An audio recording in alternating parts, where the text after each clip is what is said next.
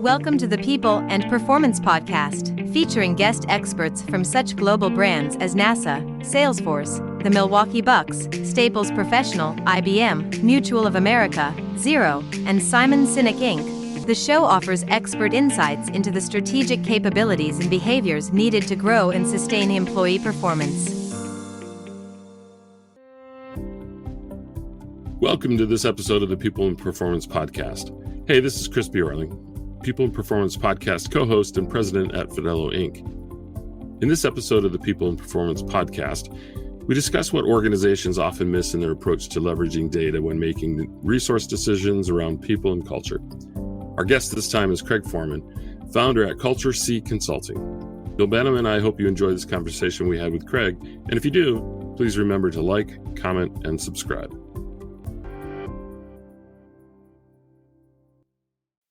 Craig Foreman, my friend, it's my pleasure to welcome you to the People and Performance Podcast today. Bill, it is good to be here. I've been looking forward to this, and I am happy to be with you. I always enjoy our conversations. So, listeners, Craig's a good guy. We've known each other for a little while now. I just get nice vibes from him. He talks a lot of sense. He knows what he's talking about. So I think this is going to be a pretty casual, fun, relaxed, but informative episode. Let's start by getting to know you a little bit, though. Talk a little bit about your journey and how that's helped you learn regarding the power of data and how that impacts people and culture. Yeah, absolutely. So quickly, I think there's a couple key things. My trajectory, like many people, was not a straight line. Grew up a little bit my parents split. There was a lot of moving around, and I always loved people. And I think that was a part of my life where I started to use that skill of, watching people, learning about people, fitting in as I moved. So, but it was there as a natural piece. Joined the military. I spent 4 years in the Air Force. Again, a key, I think, as I look back, like understanding different cultures. 4 years in the military was a great perspective to juxtapose against the organizations we're talking about today. Eventually got myself to California, got situated, worked in higher ed, and then went back to school to get my master's in organizational psychology. It just called me. It was that people thing. Technology picked up. I was in the Bay Area. I started working for HR technology companies. I worked for Achievers for a few years. I worked for LinkedIn.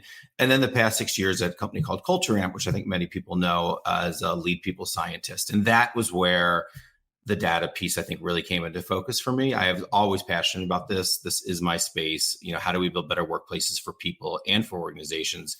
But Culture Amp, I think the work that I did there with our organizations on the power of listening and how to take this data and transform it into actionable information, and then working with those organizations, I think a light bulb went off, not just from the data perspective, but how the conversation can be shifted and how much more we can do. And I think a lot of organizations are unaware of or don't know what's available so simply at their fingertips with a different change of perspective. So I spent 6 years there, and about 6 months ago, I launched Culture C Consulting. So I went on my own to bring this information to more organizations. I felt like working in a tech company with that, there were organizations I couldn't support, and I felt like there was a time to split and to help more organizations bring data into their people and culture decision-making process. And that's what I've set out to do, and that's what I'm doing today.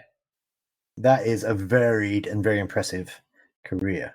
I was going to say. How can I say? Okay, so you touched upon it just a moment ago. What are organizations often missing then in their approach to leveraging data when it comes to making resource decisions around their people and around their culture? And before you answer, what we've seen in the last few years, of course, is a shift from traditional HR leaders who are leading the charge with this stuff to bringing in CHROs who've got specifically a data background. Perhaps they've never had a people leader background before.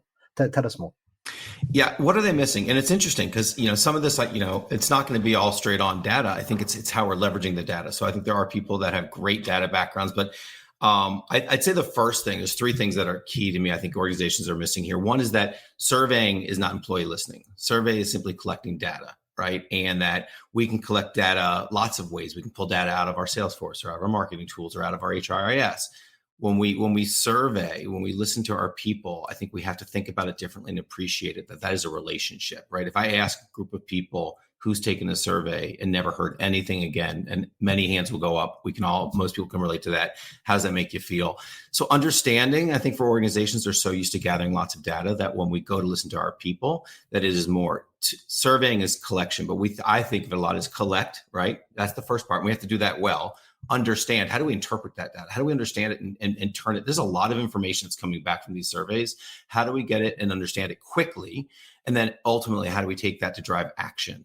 And there's a process to that, and then repeat. So I think the next piece is that around employee listening, it's a continuous process. There is no finish line. You are not going to get some data, go make some decisions and move on. That you should make it a normal part of your organization, even more now than ever with distributed organizations, with the rapid speed of change.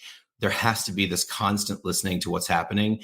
How do we and get that back, aggregate it, turn it into digestible information, and then take action and continually do that. And the signals that sends to your people as well, that there's a trust level of like, oh, they're listening. They heard. Here's what they did. They did something. Maybe it wasn't the exact thing I wanted, but I understand why, and they did something. And then the final piece I'd say is understanding. This was a big aha for me with data, is that there are different stages or levels of gathering information. But when we're doing this, thinking about the impact factor, which in most cases is employee engagement, but many organizations get hung up on the overall outcome. They want revenue or employee engagement or performance.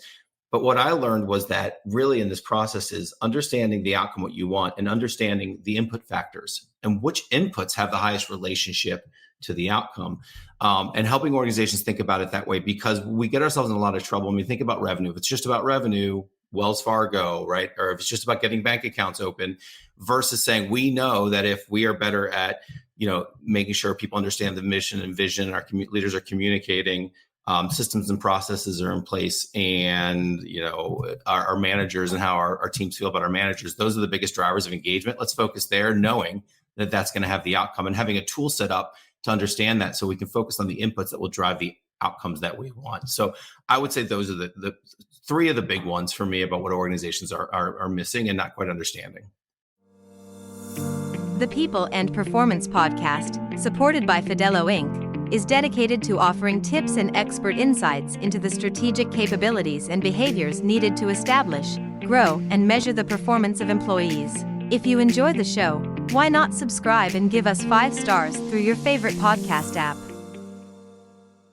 You and I first connected when you were at Culture Amp, I think. Yeah. Tell our listeners a little bit about your time at Culture Amp, and of course your big transition to launch Culture C Consulting. Because it's not an easy thing. It's a heck of a decision to start your own thing. I know. I've had my own business now for coming up to 10 years. When I started my own business, I said I'll do it for a month, see how it goes. I'll do it for 3 months, see how it goes.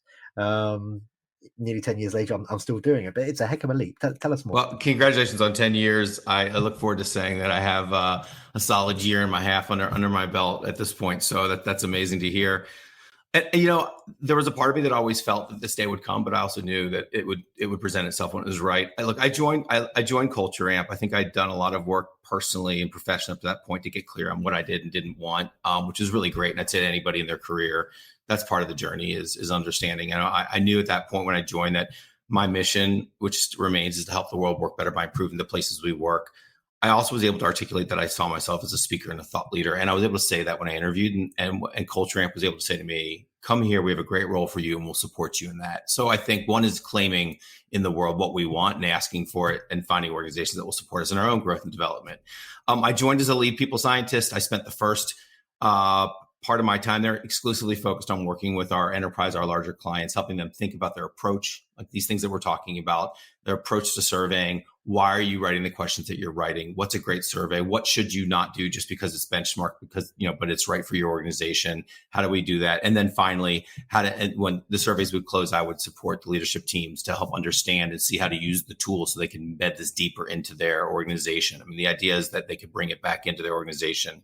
I also joined at a time where we were growing very fast. I mean, we were 150 people when I joined. We were 1,000 when I left. And through that, events was a big part of what we did. And I just who I am. I love the opportunity to do that. I leveraged the role to be out in front and to be involved in events and to help them build events. And then we decided to launch Culture First Global So I ended up on our global events team, building out our big culture first events, our global events. And to me, it was an opportunity to really amplify and let my curiosity lead for more, right? So to help others get as much as we could. And how do we, it was more about a movement of having people believe that we can do more in our organizations, but it's going to take all of us. Ultimately, in 2019, the last big thing that happened was we were pulling all these people together. We were saying, well, there's a community. We were doing events regionally. We were doing these large events globally. How can we go more? How can we go bigger? What would it look like to build community? And one of the pieces we came up with was, what if we empower people around the globe to run their own chapters, and we support them to bring people together to host these conversations, to think about it in your own unique region. That was just before COVID. We were going to do this in person. We got about 6 chapters launched, and then COVID hit. And over most of COVID, we really focused on, taking this model, transitioning it into a virtual model. And when I left, we had just crossed 100 chapters globally. We'll run, over 300 events this year organically. It was a really amazing, powerful thing for me, and not exactly what I set out to do, but part of the big picture of how do we create a movement. It's going to take all of us to really transform organizations, not just a small group of leaders. And that's an important part in my work, is I do work with leaders, but we have to break this out. It can't just be owned by the leadership team. It has to be owned by the entire organization. And how do we use data as a way to drive that? Man, these people in performance episodes are typically 12 to 15 minutes. If we had longer, I have so many things I could say to you about setting up chapters in different places and my experiences during the pandemic as well, but we don't have longer. So maybe that's another. We'll have to do another one. Exactly. Okay, next couple of questions for you are questions that we ask of all of our guests on the People in Performance podcast. Okay. So the first one, in 1 minute or less, Craig, can you share one piece of advice or some direction that you were given by a mentor, leader, or a colleague that inspired you to perform at a higher level in your career? Go. Yeah, what comes up for me, and this might be a little bit of a tangential kind of answer than a direct answer, but I think about when I just told you when I joined Culture Amp, right, that I showed up at Culture Amp having done my own personal work to get clear on what I wanted in the world, what I wanted for my career. So I'd say to anybody, number one, that there's a piece that we all have to own and those mentors along the way. But when I got to Culture Amp, I had the woman that hired me. Her name was Jen Cullen, and she's now at Visa. And about 6 months in, I'd come from LinkedIn. So I was there, I was doing this work. I was excited. I started posting on LinkedIn, and I said, I was feeling awkward. Like, is this okay? I don't think it's as awkward now, but 6 years ago, starting creating your own brand while working in an organization. So I went to Jen and I said, because I was feeling some I wasn't sure how it was being received. And I said, Jen, is this okay? Me leaning into the speaking thing and all these side things that I'm doing. And she said, Craig, you do you, and I'll tell you if there's a problem. And the reason I share that story is I think to have a leader that was willing to provide you cover. She had my back. She said, keep going. I got you. If there's a problem, I'll keep my ears. And I just needed that little bit, that support, that person at the organization to say, I'm watching out for you. I'll tell you if there's a problem, just go. And so when you ask me that question, and I think about a big game change in my career, I think it's just finding a leader. Number one, you're able to communicate your truth to what you're here to do. I think that's really important for every employee. But then to have a manager or a leader that supports you, sees you, and has your back, and will tell you if there's a problem. And I think I just needed that cover, and I was like, okay, let's go for it. And I turned it on, and I leaned fully in, and it was kind of amazing. All those things that I explained to you that came because of that. I love that answer. And it, of course, it does make sense. You Gen Zers, you like your autonomy, don't you? Hey, you young folks. Okay. We're almost out of time today, so I'm going to challenge you again to answer 1 minute.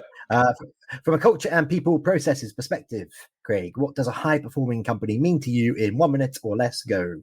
What does a high-performing culture mean to me? I think it's a balance of output and input. What I mean by that is I think a high-performing culture is a company where they are doing a great job of valuing their people, and they're seeing that their people are engaged, that their people are feeling a sense of connection, aren't burnt out, while building a sustainable organization, meaning the organization is achieving its goals and sustainable, not short-term, but over time. So when you have highly successful people that feel good about their work, and the organization is performing and achieving its goals, that's that sweet spot. You can go high on either side and miss, but to see a company that does this over time is a company that really inspires me. I like that. Okay, we should just wrap up with how can we learn more, but I should ask you, given your background, Top Gun, Maverick, what do you think? Good movie? Did you enjoy it? Yeah, it was fun. You want to have fun? You want to enjoy yourself? You want to get a little action, disappear from the world for a bit? Go watch Top Gun Maverick. And just finally, Craig, how can folks connect with you? So LinkedIn, email, whatever you want to say there. I mean, LinkedIn, big LinkedIn, Culture Craig. You can find me, Craig Foreman, Culture Craig there. Also, YouTube, Culture Craig has a channel there. Instagram, Culture Craig. Any of those you can get me. But the easiest thing, reach out to me. If you hear this, reach out to me on LinkedIn. Just send me a note. Tell me where you heard me. Send a connection. Then we'll be first to your connections, and we can interact. Love to talk about how I can support you, your organization, in building more of a data-driven approach to your people and culture. And just to reiterate, I've known Craig now for a little while. He's a genuine nice guy. So if you reach out to him, the first thing he'll try and do is help you. So Craig, I appreciate you. I appreciate your time today. Thank you very much for being here. Bill, same to you. Thank you so much. And hopefully there'll be more. Thank you for listening to the People and Performance Podcast. If you enjoyed this episode, please remember to like, comment, and subscribe.